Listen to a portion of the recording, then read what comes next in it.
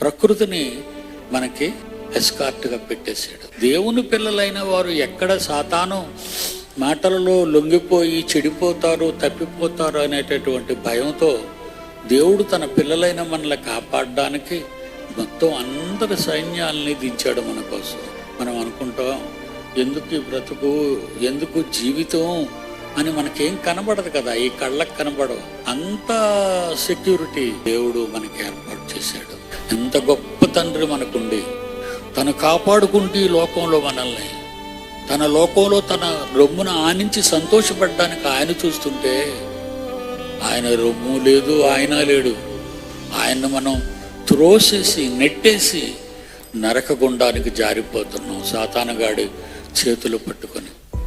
వద్దండి, దయచేసి అలాంటి భయంకరమైన జీవితంలోనికి వెళ్ళకండి. క్రైస్తవులకు ఉన్న ఆధిక్యత ఇలాంటిది అలాంటిది కాదు.